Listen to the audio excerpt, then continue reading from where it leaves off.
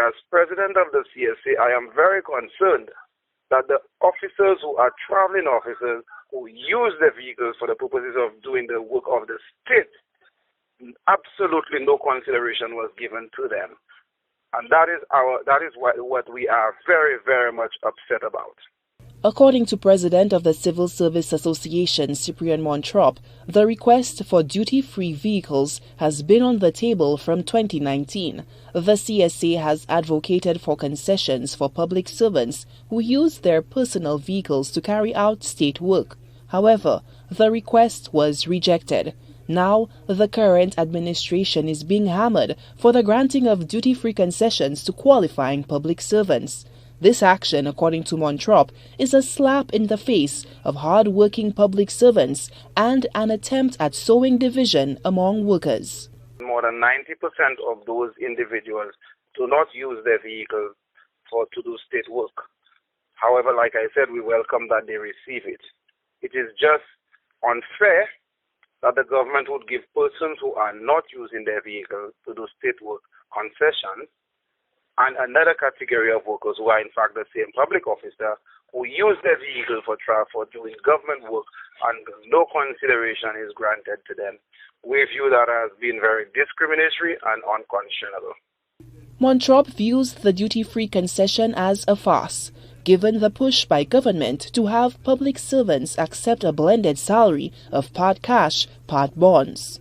To say now that I'm going to provide you with concessions to buy a vehicle, again, is very ludicrous because, number one, the banks currently will not honor any of those public officers coming and request loans because of the uncertainty regarding their salaries.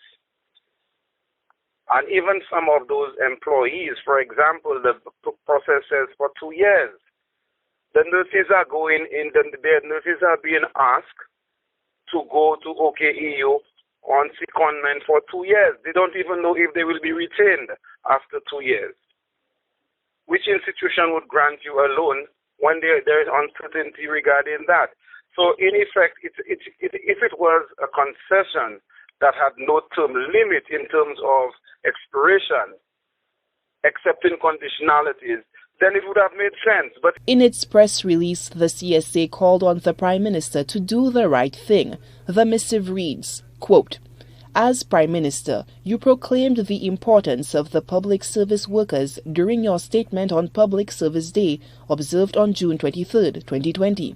We ask you to be true to your word and honor all the men and women who work tirelessly for the good of the country."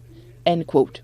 There is nothing in the budget that would be of benefit, currently directly beneficial. There is no statement in the budget directed at the public officers in terms of benefits, excepting what would have picked up for some officers if, by God, they have enough money to be able to buy a vehicle and bring it in. Other than there is nothing.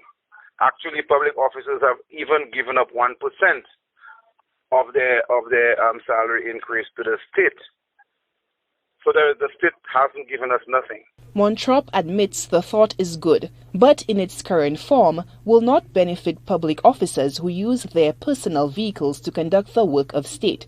The trade union leader is also concerned about the concessions for frontliners, arguing that public servants who are not considered to be on the front lines continue to perform their duties in government throughout the pandemic crisis. Solange Alfred, HTS News Force.